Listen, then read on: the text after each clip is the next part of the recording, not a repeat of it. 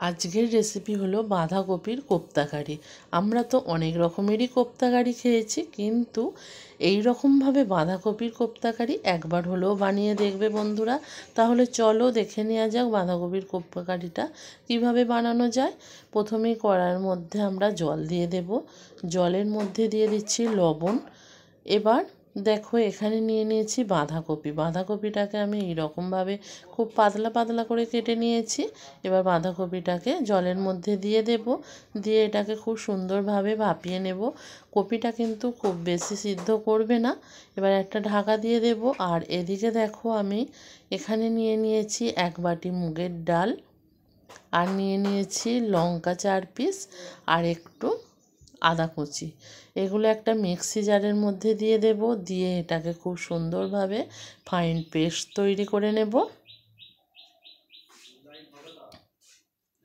আর এখানে দেখো কপিটা ভাপানো হয়ে গেছে। কপিটাকে এবার আমি তুলে নেব জল থেকে। দেখো জল থেকে কপিটাকে তুলে নেব, তুলে নিয়ে এটা ঠান্ডা হতে দেব। ঠান্ডা হয়ে গেলে কপিটা থেকে জলটাকে চেপে চেপে বের করে নেব। কপিটা থেকে জল চেপে বের করে আমি দেখো একটা পাত্রের মধ্যে নিয়ে নিয়েছি। আবার এখানে দিয়ে দেব মুগের ডাল, লের সাথে যেগুলো বেটে রেখেছিলাম সেগুলো দিয়ে দিলাম, দিয়ে খুব সুন্দরভাবে এটাকে মেখে নেব। আর এখানে নিয়ে নিয়েছি 1/2 বাটি চালের গুঁড়ো। চালের গুঁড়োটাকে এর মধ্যে দিলে খুব সুন্দরভাবে এটা মাখাও হবে, আর এটাও কোপ্তাটাও খুব সুন্দর হবে, মুচমুচেও হবে। তার জন্য একটু চালের গুঁড়ো দিয়ে দিলাম এখানে। দেখো মাখা রেডি হয়ে গেছে। এবার দিয়ে দেব স্বাদ মতো লবণ, আর দিয়ে দেব সামান্য একটু হলুদ গুঁড়ো, দিয়ে ভালোভাবে এটাকে আবারও মেখে নেব। সব কিছু খুব সুন্দরভাবে আমার মাখা হয়ে গেছে। আর এখানে এবার দিয়ে দিলাম ফ্রেশ ধনেপাতা কুচি। ধনেপাতা কুচিটা অবশ্যই দেবে, দেখবে খুবই সুন্দর লাগে। এবার আমি কোপ্তার শেপ দিয়ে নেব। এই রকমভাবে আমি শেপটা দিচ্ছি, তোমরা তোমাদের মতন করে শেপটা দিয়ে নেবে বন্ধুরা। অনেকে গোলও দিতে পারো, যার যেমন পছন্দ সেই রকমভাবে শেপটা দিয়ে নেবে। তবে আমি এখানে এই রকমভাবে শেপটা দিয়ে নিচ্ছি। দেখো এইটা মাখাটা এই রকমভাবেই কিন্তু মাখবে, এর থেকে বেশি পাতলা করবে না, তাহলে কিন্তু শেপটা দিতে পারবে না। খুবই সহজে এটা বানানো হয়ে যায় বন্ধুরা।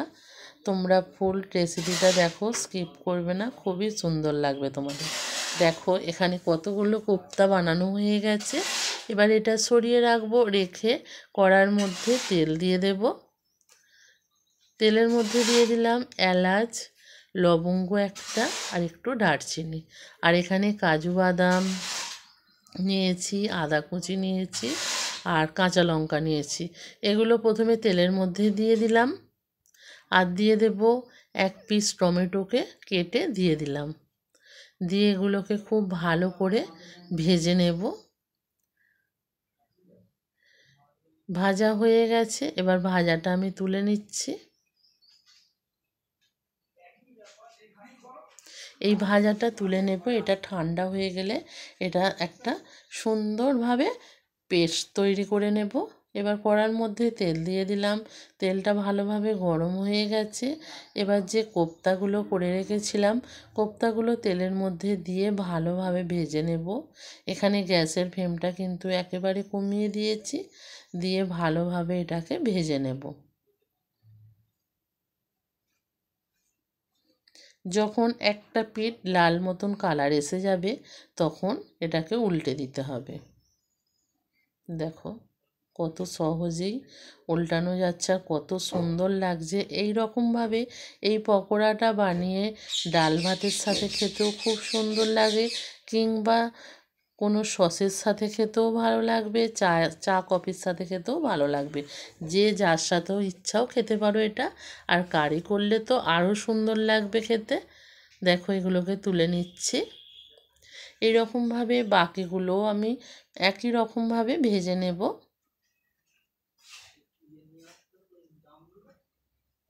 তেলের মধ্যে দিয়ে দিলাম, এগুলোও দেখো বন্ধুরা ভাজা হয়ে গেছে।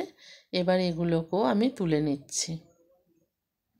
আর কতটা সুন্দর লাগছে দেখো। এবার ফোড়নের মধ্যে দিয়ে দিলাম শুকনো লঙ্কা আর সামান্য একটু কালো জিরে, আর এখানে হাফ চামচ দিয়ে দিলাম কাশ্মীরি লঙ্কার গুঁড়ো।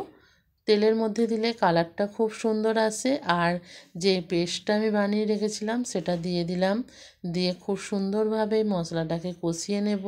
আর এখানে নিয়ে নিয়েছি দেখো হলুদ গুঁড়ো, লঙ্কার গুঁড়ো, ধনে গুঁড়ো আর জিরে গুঁড়ো। এখানে সব হাফ চামচ করে নিয়ে নিয়েছি। এগুলোকে দিয়ে দেব মশলাগুলো দিয়ে খুব সুন্দরভাবে মশলাটাকে আরও ভালোভাবে কষিয়ে নিতে হবে যতক্ষণ না মশলা থেকে কাঁচা গন্ধটা যাচ্ছে। মশলাটা দেখো খুব সুন্দরভাবে কষানো হয়ে গেছে, আর ওপর থেকে কত সুন্দরভাবে তেল ছেড়ে বেরিয়ে এসেছে তোমরা দেখতেই পাচ্ছ বন্ধুরা। এবার এখানে দিয়ে দেব 2 চামচ টক দইকে ভালোভাবে ফেটিয়ে দিয়ে দিচ্ছি। তোমরা চাইলে টক দইটা স্কিপও করতে পারো। ভালোভাবে তেলটা ছেড়ে বেরিয়ে আসার জন্য এখানে দিয়ে দেব একটা ঢাকা। দেখো তেলটা খুব সুন্দরভাবে ছেড়ে বেরিয়ে এসেছে, একদম রেডি হয়ে গেছে আমার মশলাটা। এবার এখানে দিয়ে দেব একটু চিনি, হাফ চামচ মতন চিনি দিলাম।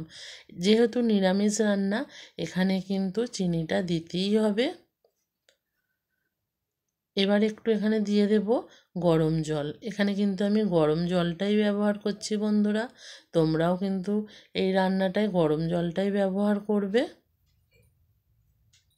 দিয়ে ভালোভাবে এটাকে মিক্সড করে নিলাম। আর দিয়ে দেব স্বাদ মতো লবণ।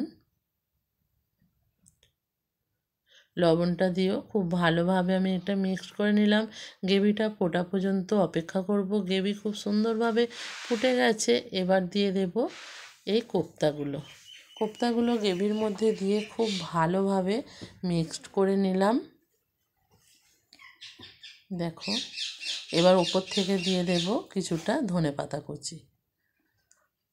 একদম রেডি হয়ে গেছে। এবার দিয়ে দেব হাফ চামচ গরম মশলার গুঁড়ো আর 1 চামচ ঘি। এটা ঘি গরম মশলাটা অবশ্যই দেবে, যেহেতু নিরামিষ রান্না ঘি গরম মশলাটা দিলে খুব সুন্দর হবে খেতে এটা। আর এটা এইরকমই থাকবে। এবার গ্যাসের ফ্লেমটা অফ করে দেব, 5 মিনিট রেস্টে রাখবো। এইরকমই একটু জুস রাখতে হবে। দেখো কতটা জুস রেখেছিলাম। এটা কিন্তু যেহেতু বড়াগুলো দেওয়া আছে তার জন্য এটা টেনে নিয়েছে। আর দেখো কত সুন্দর লাগছে দেখতে এই কোপ্তা কারিটা। তোমাদের এই রেসিপিটা কেমন লাগলো তোমরা অবশ্যই কমেন্ট করে জানাবে। আর তোমাদের কাছে রিকোয়েস্ট রইল তোমরা বাড়িতে একবার হলেও বানিয়ে খাবে বন্ধুরা। আজকের মতো ভিডিওটা আমি এখানেই শেষ করলাম। টাটা।